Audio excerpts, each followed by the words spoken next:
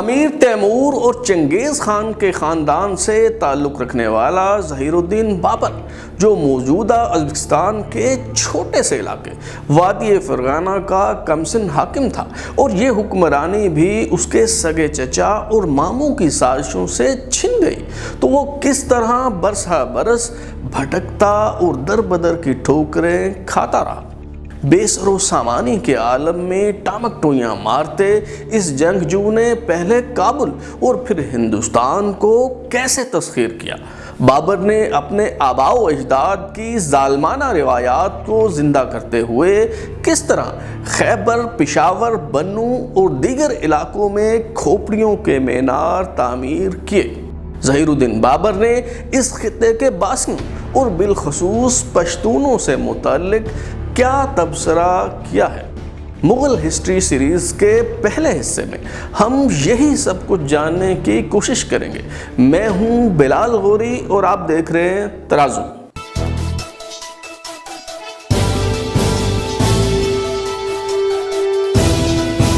ظہیر الدین بابر، جسے ہندوستان کی عظیم الشان مغلیہ سلطنت کا بانی سمجھا جاتا ہے، وہ خود کو ترک کہتا تھا اور اسے مغلوں سے سخت نفرت تھی، مگر تاریخ کی ستم ظریفی دیکھیں کہ چنگیز خان اور امیر تیمور کے خاندان سے تعلق رکھنے والے یہ فاتح مغل حکمران ہی کہلائے۔ ظہیر الدین بابر کا حسب نسب دیکھیں تو والد کی طرف سے 5ویں پشت میں وہ امیر تیمور کے فرزند ہیں، جبکہ والدہ کی طرف سے 14ویں پیڑھی میں چنگیز خان ان کے جد امجد ہیں۔ ظہیر الدین بابر 14 فروری سن 1483 کو سلطان عمر شیخ مرزا کے ہاں پیدا ہوئے، جو وادی فرغانہ کے حاکم تھے۔ یہ علاقہ ان دنوں ازبکستان کا حصہ ہے اور تاشکند سے لگ بھگ 420 کلومیٹر کے فاصلے پر واقع ہے۔ بابر کا نام تو ظہیر الدین رکھا گیا، لیکن جب اس کے نانا یونس خان اپنے نواسے کو دیکھنے کے لیے آئے تو صحیح تلفظ ادا نہیں کر پا رہے تھے اور ان کے منہ سے بابر نکلا تو ظہیر الدین کو اسی نام سے پکارا جانے لگا۔ فرغانہ کی خوبصورت وادی کے مشرق میں کاشغر، مغرب میں سمرقند، جنوب میں بدخشاں، جبکہ شمال میں المالک اور الماتا جیسے تاریخی شہر آباد تھے۔ یہاں غلہ، انگور اور خربوزے بہت وافر مقدار میں پیدا ہوا کرتے تھے۔ ظہیر الدین بابر کی پیدائش پر ان کے والد عمر شیخ مرزا، جو نشے میں سرشار تھے، انہوں نے قرآن کی تلاوت کرنے کے بجائے شاہنامہ کی پیشن گوئیاں پڑھنا شروع کر دیں۔ عمر شیخ مرزا میں امیر تیمور جیسی سپاہیانہ صلاحیتیں نہ تھیں، بلکہ وہ شراب نوشی اور کشور کشائی کا دلدادہ تھا۔ عمر شیخ مرزا بلا کا کبوتر باز تھا، بالخصوص پیغام رسانی کرنے والے کبوتروں پر تو وہ اپنی جان چھڑکتا تھا۔ کبوتروں سے اس کے عشق کا یہ عالم تھا کہ دریائے سیہوں کے کنارے آخشی کے قلعے میں اس نے کبوتر خانہ بنا رکھا تھا اور یہاں کسی کو باز اڑانے کی اجازت نہ تھی۔ ایک دن جب وہ انہی کبوتروں سے دل لگی کر رہا تھا تو چھت گرنے سے حادثاتی موت کا شکار ہو گیا۔ سلطان عمر شیخ مرزا کے 3 بیٹے تھے، ظہیر الدین بابر، جہانگیر مرزا اور ناصر مرزا۔ ظہیر الدین بابر، جو چنگیز خان کے خاندان سے تعلق رکھنے والی تغلق نگار خانم کے بطن سے تھا، باپ کی وفات پر وہ 12 سال کی عمر میں وادی فرغانہ پر تخت نشین ہوا۔ سر منڈاتے ہی اولے پڑنے کے مصداق کمسن ظہیر الدین کے تخت نشین ہوتے ہی اس کے سگے چچا سلطان احمد مرزا اور سگے ماموں سلطان محمود نے چڑھائی کر دی۔ ظہیر الدین بابر نے چچا کا مقابلہ کرنے کے بجائے نہایت عاجزی سے یہ پیغام بھیجا کہ فرغانہ کو فتح کرنے کے بعد آپ کسی نہ کسی کو تو اس علاقے میں حاکم مقرر کریں گے، میں آپ کا بیٹا ہی نہیں چاکر بھی ہوں، اگر یہ ذمہ داری مجھ ناچیز کو سونپ دیں تو میں وفادار رہوں گا۔ ظہیر الدین بابر کے چچا سلطان احمد مرزا نے طاقت کے گھمنڈ میں یہ پیشکش پائے حقارت سے مسترد کر دی، مگر پھر حالات نے ایسا رخ اختیار کیا کہ ظہیر الدین بابر کے دشمنوں کو ناکام و نامراد واپس لوٹنا پڑا۔ وادی فرغانہ میں داخل ہونے کے لیے دریا پر قائم ایک پل عبور کرنا پڑتا تھا جس کے اطراف دلدل تھی۔ ظہیر الدین بابر کے چچا سلطان احمد مرزا کا فوجی قافلہ جب دریا عبور کر رہا تھا تو پل ٹوٹ گیا۔ نہ صرف بہت سے گھوڑے اور اونٹ دریا برد ہو گئے بلکہ کئی سپاہی بھی ڈوب کر مارے گئے۔ توہم پرستی کے باعث لشکر میں بددلی پھیل گئی۔ چونکہ 4 سال پہلے بھی یہاں ایک لشکر غرق ہو گیا تھا، اس لیے ظہیر الدین بابر کی دشمن فوج کو وہم ہوا کہ یہ سب مرنے والے سپاہیوں کی کارستانی ہے اور وہ انہیں مزید نقصان بھی پہنچا سکتے ہیں۔ اس کے علاوہ وبا پھیلنے سے گھوڑے مرنے لگے تو حملہ کرنے کی نیت سے آنے والے الٹے پیر واپس بھاگنے پر مجبور ہوئے۔ واپسی کے سفر پر سلطان محمود مرزا کو بخار نے گھیر لیا اور یہی مرض جان لیوا ثابت ہوا۔ اسی طرح ظہیر الدین بابر کے ماموں سلطان محمود خان نے بھی بیمار ہونے کے باعث اپنے لشکر کو کوچ کرنے کا حکم دے دیا۔ نوجوان ظہیر الدین بابر غیبی امداد کے نتیجے میں اپنا پایا تخت تو بچانے میں کامیاب ہو گیا، مگر دل میں آرزو تھی کہ سمرقند کو تسخیر کیا جائے۔ سمرقند بابر کے جد امجد امیر تیمور کا دارالسلطنت تھا اور بابر اپنے آبائی تاج و تخت کو واپس لینے کا خواہاں تھا۔ یہ وہ شہر آشوب ہے جس کی خاطر امیر تیمور کی موت کے چند برس بعد ہی عبداللطیف مرزا نے اپنے بوڑھے باپ الغ بیگ مرزا کو قتل کر ڈالا اور خود تخت نشین ہوا، مگر یہ بادشاہی محض 6 ماہ ہی برقرار رہ سکی۔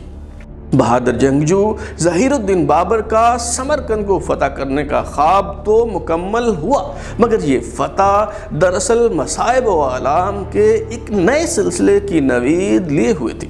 سمرقند کی فتح کا خمار نہ اترا تھا کہ یہ معلوم ہوا کہ آبائی سلطنت وادی فرغانہ کے سب سے بڑے قصبے انجان میں بغاوت ہو گئی ہے۔ ظہیر الدین بابر کی نانی احسان دولت بیگم جو یونس خان کی اہلیہ تھی، ان کی بابر کی زندگی اور شخصیت پر بہت گہری چھاپ رہی۔ احسان دولت بیگم نے خط لکھ کر فوراً واپس آنے کی تاکید کی اور کہا کہ سمرقند انجان کے طفیل فتح کیا ہے، اگر آبائی علاقہ چھن گیا تو سب کچھ ختم ہو جائے گا، ورنہ سمرقند کو دوبارہ بھی تسخیر کیا جا سکتا ہے۔ ظہیر الدین بابر پر اس بغاوت کے باعث صدمے کی کیفیت تو طاری تھی ہی، مگر بہت جلد یہ صدمہ علالت کی شکل اختیار کر گیا اور بیماری کا سلسلہ اس قدر سنجیدہ نوعیت اختیار کر گیا کہ 4 دن تک بابر بولنے سے قاصر رہا اور روئی سے محض پانی اس کے منہ میں ٹپکایا جاتا رہا۔ بابر کے قریبی رفقا تو اس کی زندگی سے مایوس ہو چکے تھے، مگر پھر اچانک اس کی حالت بہتر ہونے لگی تو اس نے سمرقند چھوڑ کر اپنے آبائی علاقے کی طرف کوچ کرنے کا فیصلہ کیا۔ مصیبتیں کبھی اکیلے نہیں آتی بلکہ لشکر کی شکل میں حملہ آور ہوتی ہیں۔ بدقسمتی کے اونٹ پر بیٹھے ظہیر الدین بابر کے ساتھ بھی کچھ ایسا ہی ہوا۔ اس کی ماں نگار خانم، نانی احسان دولت بیگم اور دیگر خواتین باغیوں کی قید میں تھیں۔ ظہیر الدین بابر نے یہ سوچ کر اپنے ماموں سلطان محمود خان سے مدد مانگنے کا فیصلہ کیا کہ شاید وہ اپنی ماں اور بہن کو بچانے کے لیے فوج بھیجنے پر آمادہ ہو جائے، مگر اس نے آنکھیں ماتھے پر رکھ لی۔ اس دوران خبر ملی کہ سمرقند بھی چھن گیا ہے، یعنی جائے رفتن نہ پائے ماندن کے مصداق ظہیر الدین بابر اب آگے کے رہے نہ پیچھے کے۔ ظہیر الدین بابر نے اپنی کھوئی ہوئی سلطنت واپس لینے کی بہت کوشش کی۔ سمرقند پر دوبارہ قبضہ کرنے کی مہم بھی کامیاب نہ ہو سکی۔ دشمن بابر کے در پہ تھا اور وہ جان بچاتا پھرتا تھا۔ ایک بار تو ایسا ہوا کہ ازبک حملہ آور شیبانی خان کے حملے سے بچنے کے لیے بابر نے عجلت میں راہ فرار اختیار کی تو اپنی بہن خانزادہ بیگم کو ساتھ لے جانا بھول گیا اور شیبانی خان نے بابر کی بہن خانزادہ بیگم سے شادی کر لی۔ ظہیر الدین بابر نے کئی برس تک ایک ایسے مسافر کی حیثیت سے در بدر کی ٹھوکریں کھائیں جس کی کوئی منزل نہ تھی۔ جب کوئی امید بر نہ آئی تو بابر اپنے ماموں سلطان محمود خان کے پاس تاشکند چلا آیا۔ یا محکومی و باجگزاری کی زندگی راس نہ آئی تو اپنے بڑے اور چھوٹے ماموں کو شیبانی خان سے نجات پانے کے لیے ان جان واپس لینے کی ترغیب دی۔ اس بات بھی کامیابی نہ مل سکی تو برس ہا برس سے بے یار و مددگار بھٹکتے بابر نے سوچا کہ کیوں نہ اس دیش سے کوچ کیا جائے، کسی اور علاقے میں جا کر قسمت آزمائی کی جائے۔ بابر نے 23 سال کی عمر میں بوجھل دل کے ساتھ اس علاقے کو خدا حافظ کہا اور اپنے مختصر قافلے کے ہمراہ کابل کی طرف روانہ ہوا۔ مفلسی اور بے سر و سامانی کا یہ عالم تھا کہ 200 سے 300 افراد پر مشتمل اس قافلہ سخت جان میں اکثر لوگ پیدل اور ننگے پاؤں چل رہے تھے۔ قافلے کے پاس صرف 2 خیمے تھے جن میں سے ایک پھٹا ہوا تھا۔ ظہیر الدین بابر جوں کابل کی جانب بڑھتا چلا گیا، اس کے قافلے میں شرکا کی تعداد میں اضافہ ہوتا چلا گیا۔ جوں یہ خبر پھیلتی چلی گئی کہ امیر تیمور کے گھرانے کا چشم و چراغ آ رہا ہے، لوگ قافلوں کی شکل میں اس کی اطاعت قبول کرتے چلے گئے۔ خسرو شاہ جو افغانستان کے کئی علاقوں پر حاکم تھا، اس نے بغیر لڑے ہتھیار ڈال دی تو بابر کی قوت میں اضافہ ہو گیا۔ بابر نے پیش قدمی کرتے ہوئے کابل کے حاکم مقیم کو شکست دی اور یہاں کا فرما روا بن گیا۔ ظہیر الدین بابر نے کابل میں قیام کے دوران بادشاہ کا لقب اختیار کیا۔ اس دوران ہمایوں کی پیدائش ہوئی تو خوب جشن منایا گیا۔ ظہیر الدین بابر ہندوستان کے گرم علاقوں کو تسخیر کرنا چاہتا تھا۔ مشیروں نے اصرار کیا کہ پہلے کابل میں اقتدار کی جڑیں مضبوط کر لیں، پھر نئی مہم جوئی کا سوچیے گا۔ اس دوران ظہیر الدین بابر نے کئی برس سیر و سیاحت کے لیے وقف کیے۔ ظہیر الدین بابر کے چچا سلطان حسین مرزا جو بلخ کے فرما روا تھے، ان کا انتقال ہونے پر بابر تعزیت کے لیے گیا تو وہاں معصومہ سلطان نامی شہزادی پر دل آ گیا اور اس سے شادی کر لی۔ اگرچہ شروع میں ظہیر الدین بابر خود بھی تہم پرست تھا، تاہم بعد ازاں اس کا مزاج بدل گیا۔ اس نے اپنی خود نوشت تزک بابری میں غزنی کا ایک واقعہ تحریر کیا ہے۔ لکھتا ہے، لوگوں نے بیان کیا کہ غزنی میں ایک مزار ہے، اس پر درود پڑھو تو وہ ہلنے لگتا ہے۔ میں نے جا کر دیکھا تو قبر ہلتی ہوئی محسوس ہوئی، مجاوروں کو وہاں سے ہٹا دیا تو کئی بار درود پڑھنے کے باوجود قبر نہ ہلی۔ معلوم ہوا یہ سب مجاوروں کی چالاکی ہے۔ انہوں نے قبر پر کچھ اس طرح کے تختے بچھائے ہوئے ہیں کہ جب کوئی درود پڑھتا ہے اور عین اس وقت مجاور چلنا شروع کرتے ہیں تو جنبش سے قبر ہلتی ہوئی محسوس ہوتی ہے۔ ظہیر الدین بابر کابل پر قناعت کرنے والا نہ تھا۔ اس نے قندھار کے بعد کلات فتح کیا اور پھر ہندوستان پر حملہ کرنے کی نیت سے نکل کھڑا ہوا۔ سوات کے یوسف زئی قبیلے کی سرکوبی کے لیے جاسوسی کرنے کی نیت سے نکلا تو والی سوات کی بیٹی بی بی مبارکہ پر نظر پڑتے ہی اسے دل دے بیٹھا۔ یوسف زئی قبیلے نے بی بی مبارکہ کو بابر کے نکاح میں دے کر خلاصی حاصل کی اور بی بی مبارکہ نے سہاگ رات کے موقع پر بابر سے یہ وعدہ لیا کہ اس کے قبیلے کو کچھ نہیں کہا جائے گا۔ یہ وہی خاتون ہیں جو افغان بی بی کے نام سے مشہور ہوئیں۔ ان سے بابر کی کوئی اولاد تو نہ ہوئی لیکن ان کا شمار بابر کی چہیتی بیویوں میں ہوتا تھا۔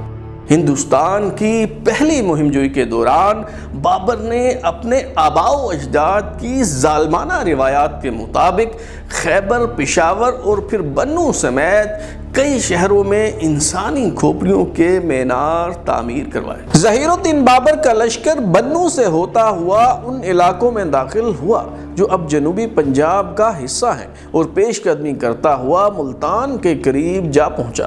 ظہیر الدین بابر کے مطابق ان علاقوں میں مویشی ہی لوگوں کی متاع کل ہوا کرتے تھے۔ ظہیر الدین بابر کے سپاہیوں نے اس قدر لوٹ مار کی کہ ایک ایک سپاہی 300 سے 400 گائے اور بھینسوں کے ریوڑ کا مالک بن گیا۔ کابل سے بعض بری خبریں موصول ہوئیں تو بابر کو یہ مہم جوئی ادھوری چھوڑ کر واپس لوٹنا پڑا۔ ظہیر الدین بابر نے ہندوستان پر دوسری بار حملہ کرنے کی نیت سے پیش قدمی کی تو براول کے علاقے سے موجودہ پاکستان میں داخل ہو کر باجوڑ کو فتح کیا اور پھر پنجاب میں گھس کر بھیرا، خوشاب اور دریائے چناب کے آس پاس کے علاقے فتح کر لیے۔ دوسری مہم جوئی کے دوران ہی جب بابر کا لشکر بھیرا کے مقام پر خیمہ زد تھا تو بابر کے ہاں ایک اور بیٹے کی پیدائش ہوئی۔ چونکہ یہ بچہ تسخیر ہندوستان کی مہم کے دوران پیدا ہوا، اس لیے اس کا نام ہندل رکھا گیا۔ بیٹے کی پیدائش پر بابر نے شراب نوشی کی محفل برپا کی اور تب تک ہاتھ نہ روکا جب تک سب نشے میں دھت نہ ہو گئے۔ اس موقع پر ظہیر الدین بابر کے عدل و انصاف سے متعلق ایک واقعہ بھی بہت مشہور ہوا۔ بھیرا کے علاقے میں بابر کے بعض سپاہیوں نے لوٹ مار کی۔ مقامی افراد شکایت لے کر آئے تو بابر نے نہ صرف مال و اسباب انہیں واپس دلوا دیا بلکہ ان سپاہیوں کو بھی نشان عبرت بنانے کے لیے سخت سزائیں دی جنہوں نے لوٹ مار کی تھی۔ کسی کی ناک کٹوا دی تو کسی کو سزائے موت دی گئی۔ ان دنوں لاہور پر دولت خان والتاتار خان یوسف خیل حاکم تھا۔ یہاں سے بابر نے دولت خان حاکم لاہور اور دلی کے فرمانروا سلطان ابراہیم لودھی کو خطوط لکھے۔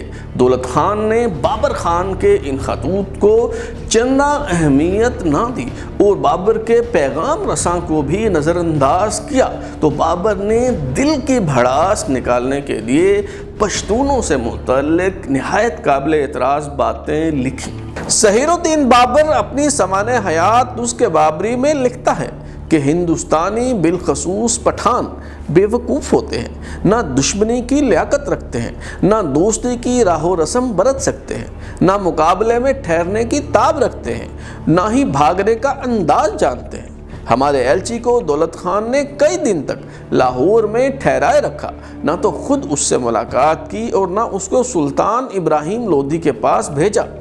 اس بیچارے کی جب کسی نے بات نہ پوچھی اور کوئی جواب نہ ملا تو وہ کچھ دن بعد کابل واپس لوٹ آیا۔ ظہیر الدین بابر کا بدترین دشمن شیبانی خان سمرقند سے اس کے پیچھے یہاں تک آ گیا۔ پہلے اس نے ظہیر الدین بابر کے مرحوم چچا سلطان حسین مرزا کی راجدھانی پر قبضہ کیا اور پھر قندھار کا محاصرہ کر لیا۔ ان دنوں ایران پر اسماعیل صفوی کی حکومت تھی۔ چونکہ شیبانی راسخ العقیدہ سنی تھا اور اسماعیل شاہ کا تعلق شیعہ مسلک سے تھا، اس لیے دونوں میں رقابت انتہا کو پہنچی ہوئی تھی۔ اسماعیل شاہ کی فوج نے شیبانی خان کے لشکر پر دھاوا بول دیا۔ لڑائی کے دوران بابر کا ازلی دشمن شیبانی خان مارا گیا تو اسماعیل شاہ نے اس کے سر کا پیالہ بنوا کر سونے سے مرثے کیا اور اس میں شراب پی، جبکہ شیبانی خان کی کھال کھنچوا کر اس میں بھس بھر کر نشان عبرت بنا دیا۔ ظہیر الدین بابر اپنے ازلی دشمن شیبانی خان کی ہلاکت کے بعد ایک بار پھر ہندوستان فتح کرنے نکل پڑا۔ اس کی نظریں دلی کے تخت پر تھی جہاں سلطان سکندر لودھی کا بیٹا سلطان ابراہیم لودھی حکمران تھا۔ سلطان ابراہیم لودھی کے بارے میں ہیرلڈ لم اپنی کتاب بابر میں لکھتا ہے 1518 میں سلطان سکندر لودھی نے تقریباً سالم ہندوستان ترکے میں چھوڑا تھا۔ اس کی سلطنت کی حدیں دریائے گنگا سے سندھ تک پھیلی ہوئی تھی، مگر ابراہیم لودھی جو ایک لائق باپ کا تنگ دل اور حریص بیٹا تھا، اس نے سلطنت کا زیادہ تر حصہ کھو دیا۔ عالم خان کا بھتیجا دولت خان جو سلطان ابراہیم لودھی کی طرف سے پنجاب کا صوبہ دار اور لاہور کا حاکم تھا، وہ پہلے ظہیر الدین بابر کا حلیف اور پھر حریف ہو گیا۔ عالم خان نے ظہیر الدین بابر اور سلطان ابراہیم لودھی دونوں کو دھوکہ دیا۔ پہلے ابراہیم لودھی سے شکست کھائی اور جب ظہیر الدین بابر تیسری مہم جوئی کے دوران دریائے جہلم اور پھر دریائے چناب کو عبور کر کے سیالکوٹ کے قریب پسرور میں خیمہ نشین ہوا تو عالم خان اور دولت خان کی فوج نے لاہور میں راوی کنارے ڈیرے ڈال رکھے تھے۔ بابر کی دہشت کا یہ عالم تھا کہ جب وہ پیش قدمی کرتا ہوا آگے بڑھا تو دولت خان نے بغیر لڑے محض جان بخشی کے وعدے پر ہتھیار ڈال دی۔ ظہیر الدین بابر کی سلطان ابراہیم لودھی سے پانی پت کے میدان میں فیصلہ کن لڑائی اور مغلیہ سلطنت کے قیام کی کہانی آپ جان سکیں گے اگلی قسط میں۔ اگر آپ اپنی رائے دینا چاہتے ہیں یا پھر کوئی تجویز تو ہمارا واٹس ایپ نمبر 033284105337 دستیاب ہے۔ اپنا فیڈ بیک دیں، لائک کریں، سبسکرائب کرنے کے بعد بیل آئیکن یعنی گھنٹی دبائیں اور دیکھتے رہیں ہمارا چینل ترازو۔